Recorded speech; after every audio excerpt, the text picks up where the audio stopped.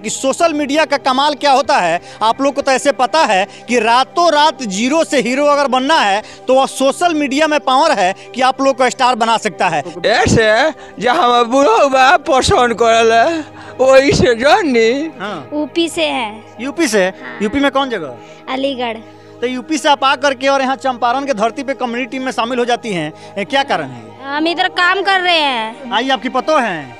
हाँ ये नहीं सेवा करते हैं कि नहीं आपकी? बाप रे सेवा ये बाबुआ साहब सेवा को हटनी झोटा लाशा लाशा मारे ली पूछी ना का जी हीरो का है अपना सास के मारी ले कम दो गली भी है का तना पिटाई झोटा उखाड़ के। अगर मेरे चैनल पे नए हैं तो चैनल को सब्सक्राइब करके बेल आइकन दबाएं और फेसबुक पे इस वीडियो को देख रहे हैं तो ज्यादा से ज्यादा शेयर करें।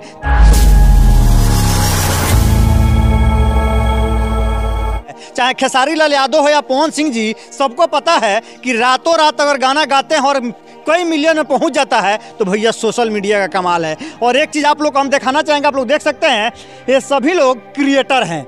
आपको पता है ना, यूट्यूब, फेसबुक, इंस्टाग्राम धमाल मचा करके हमारे बिहार में ऐसे छुपा रुस्तम कलाकार है जो धमाल मचा करके रखे हैं। अभी हम इस रास्ते से जा रहे थे तो भैया लोग कॉमेडी का यहाँ शूटिंग चल रहा था, सभी लोग उनके कलाकार है जो शूट कर रहे थे। एक बार दिखाना चाहेंगे, ये है मधुरेंद्र बाबा और इनके टीम के सभी लोग हैं जो यहाँ शूटिंग में भी मौजूद थे। हम बात करेंगे और आप लोग को भी कुछ प्यारा प्यारा सुनाना चाहेंगे। सबसे पहले मधुरेंद्र बाबा, स्वागत है आपका। बहुत बहुत स्वागत आपका भी है कि आज आपसे दर्शन हुआ, हम लोग बहुत खुश हैं, सारे टीम के लोग खुश हैं कि आप चलते चलते मिल गए और हम लोगों को बहुत खुशी हुई आपसे मिलकर। अभी हम जा रहे थे, देखें आप लोग का शूट चल रहा है। किस चीज का शूटिंग हो रहा है? सर ये कॉमेडी का शूट है। आप लोग इस कॉमेडी का नाम क्या है? इस कॉमेडी का नाम है कॉमेडी मधुरेंद्र बाबा। तो चैनल का नाम है? हाँ चैनल का नाम है। कॉमेडी का नाम बताइए। जो कॉमेडी बना रहे हैं वो सास पतों का झगड़ा चल रहा है। सास पतों का झगड़ा?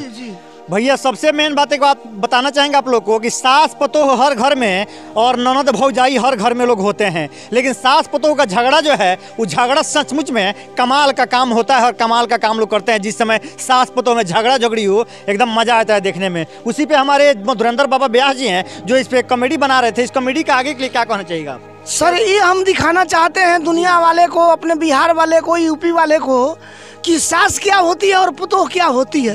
सास को क्या करना चाहिए पतोह के साथ और पतोह को क्या करना चाहिए सास के साथ। बीच में सब झगड़ा हो रहा है, यही सब हम लोग तैयारी कर रहे हैं, सब दिखा रहे हैं दुनिया को लोग।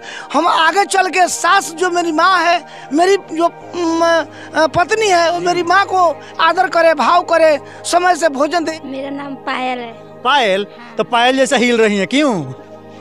ऐसे ही रहे। क्या कर रही हैं इसमें? क्या होता है आपका, क्या काम है? मेरा काम है कॉमेडी करने का। कॉमेडी में क्या करते हैं? कॉमेडी में कॉमेडी बनाते हैं। कैसे, थोड़ा एक बार बताइएगा हमारे दर्शकों को कैसे क्या करती हैं। सो ये राजा आई ना है नेतनी। कॉमेडी आप लोग बनाते हैं, आपके साथ ही सब लोग रहते हैं, कैसा लगता है? अच्छा लगता है हमको, सब जना रहता है तो इसीलिए। सब जना रहता है तो अच्छा लगता है। अच्छा लगता है कॉमेडी। क्या बात है। आगे क्या आपको क्या रोल मिला है इसमें? पतो के पतो बनल बनी और सास की हजी सास से देवाड़ी है। सास तो सचमुच का माल बड़ी चीज। छोटा छोटा रोल में होला कि ना होला? छोटा छोटा वाला हो ही कौन गारंटियो नहीं है। हो सकता है, हो सकता है। तो मजबूत बानी, पतो होता है देखे में हेल्दी बड़ी है। सास तो सूखल पकड़ लगा। सूखल बाड़ी तो पटकी ना तो पटकोई हम दोसर का होई। हाँ अपने कहाँ से बनी, कहाँ घर पे अपने? बिहार है। बिहार में बनी।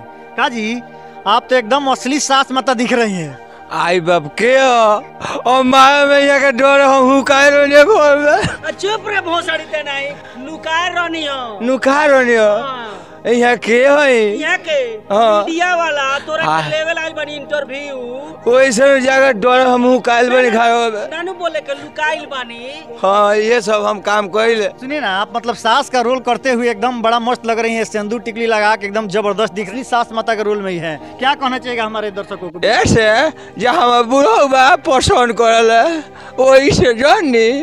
हाँ डर हम ना घुसे नहीं लोग मजा ना आवेला कोई। हाँ कॉमेडी में देखावे नी बुढ़वा के बुढ़िया के सब कोनो के लेवे नी, माने रोल लेवे नी।